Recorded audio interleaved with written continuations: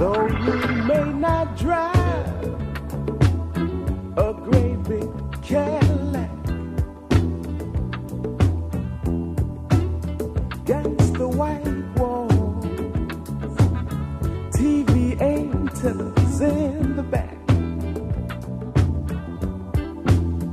You may not have a car at all, but remember, brothers and sisters, you can still stand tall. Just be thankful for what you got. Though you may not drive a great big Cadillac, diamond in the back, sunroof top, digging the scene with a gangster lean, gangster white wall. American history number 4. Cadillac was saved by black folks, Israelites, during Great Depression. I want to give all the honor, glory, and praises to the Most High Yahawah and His only begotten Son, YAHAWASHI. Double honors to my elders at Great MILESTONE, taught me the truth of the Spirit. Single honors to the elect. Peace and bless to the 1/3, and to the confusion of faces in the four corners of the earth. Shalom. So you saw the video in the beginning. All of this is for educational purposes only. It's beautiful because you know Jake know that song. Diamond in the back, sun rooftop, digging in the scene with a gangster lean. Woo. Jake beautiful, man. We're beautiful people. And the reason why I played that in the beginning, and by the way, that song is by William Devon, came out in 1974. Alright. The name of the album was called Be Thankful for What You Got. And William Devon, he invested $900 of his own money to record the demo for Be Thankful for What You Got, initially titled A Cadillac Don't Come Easy. Now, the reason I'm making this video because I'm gonna actually play a 2-minute clip where it appears to be an Edomite man saying how we saved Cadillac. He gonna go into the history. We saved Cadillac in the Great Depression. But the reason why I want to make this video because Jacob's a different people. I'm gonna read something. Deuteronomy chapter 14 verse 2. For thou art an holy people unto the Lord thy God, and the Lord hath chosen thee to be a peculiar people unto himself above all nations that are upon the earth. A lot to unpack right there, but I want to get to the point. The point is going to be in the word peculiar. And this is going to go into how we saved Cadillac. Okay? So we go into that word peculiar in the Hebrew, and that word pronounced is sagala. Sagala. And that's heavy too, because you kind of had me thinking about gullah. But anyways, it says to shut up. Wealth as closely shut up, jewel, peculiar, treasure, proper, good, special. But that's a strong definition down there. It says possession of property, something that's treasure, but the strong definition, it says to shut up. Now, during the Great Depression, people keep this in mind. During the Great Depression, we was not all poor. Us as so-called Negro, Latinos, and Native Americans, but I'm talking about Jake right now, Judah, so-called Negroes, we were not poor. How the hell you get money to pay for a whole vehicle? They didn't have loans back then. Remember that. Jake never trusted his enemy. Sirach 12:10. You know Jake, mama them keep money in the mattresses, keep money in the walls. I remember comedian Bill Burr said, the teacher asked him something at school. So what did you do this summer? My dad, he put money in the walls because he doesn't trust banks. He made something funny like that. They're like, okay, that's peculiar. Okay, next student. And it's funny because that's what Jake did.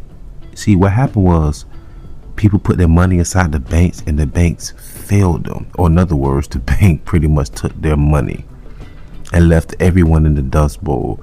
And a man said only way he knew, his grandfather told him, only way he knew that a white man was in depression was because he saw a white man going into a trash can. That's the only way they knew they was in a depression during that time. Jay, we always in depression, literally, spiritually, physically, but we always overcome. So Jay bought Cadillacs to keep them afloat. We kept our money shut up out the banks. That's why I want to use that word peculiar in this one. You know, come on now. Why is it just ironic? Is it just a stereotype by some chance that Jake loved Cadillac, especially in Texas? They love that fifth wheel in the back. They love the El Dorado, right? It's a reason why Jake loved Cadillac so much. You got to remember, at one point they were only selling cars to white folk. Jay always saving people. We always saving industries. We always saving the heathens. We always looking out and providing and helping other people. We are just a loving, caring people, genuinely. But the world hates us for some reason. But anyway, just a little nugget I wanted to share. I'm gonna play this historical video. It's like 2 minutes long, bear with me, y'all, but it's very educational, very informal. And with that being said, I truly pray that you will be and that you are edified and fed. Stay in the spirit, don't fear it, just endure it. Ask for forgiveness, pray without ceasing, stay humble, remain diligent. Kwam YASHARAHLA, waffle up a ball, Shalom. Diamond in the back, sun rooftop, digging in the scene with a gangster lean. Woo.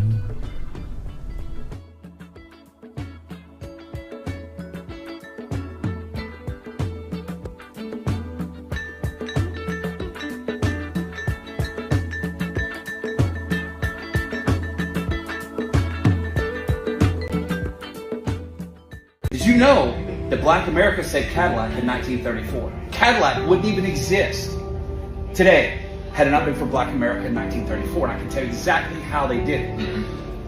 First, you have to understand Henry Ford had 3 car companies. The first was a complete failure, sold the assets. He had a second car company which failed, and a man named Henry Leland bought it and turned it into Cadillac. And then Henry had a third company we know as Ford Motor Company. But Henry didn't really do the work. He hired some brothers and then tried to cut the brothers out. Those brothers started a car company named Dodge. So I want you to understand how incestuous this is. So Henry Leland started Cadillac. GM bought it in 1919 from him. So now General Motors has it. It's one of the top luxury brands in America. But when the Great Depression hit in 1928, nobody had money, right? You don't have auto loans. They did not exist back then. So if you couldn't pay cash for a car, you weren't getting it, and banks failed, nobody had money. So Cadillac lost 85% of their sales in 5 years. They're literally in the board meeting to shut Cadillac down with their service manager nationwide come in and goes, I think I can save the company. You're like, yeah, whatever, how? He goes, we don't sell to anybody but white people. And Black Americans in the South are paying white guys $300 cash over and above the price of the car so they can drive. The elite, the judges, the attorneys, the entertainers, will afford it.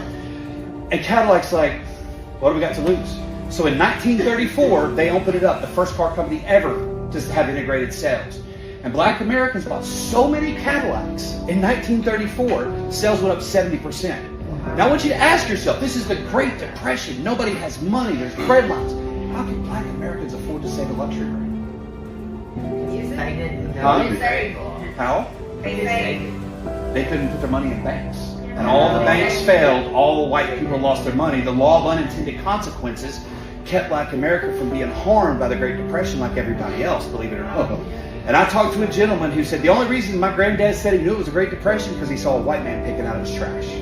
I was like, wow. So, in doing this, it turned Cadillac around. And Cadillac became the first auto manufacturer to hire Black Americans on the design and style team, not just the factory. So Cadillac became one of the first integrated brands, and a lot of times we have stereotypes about Black America loves Cadillacs.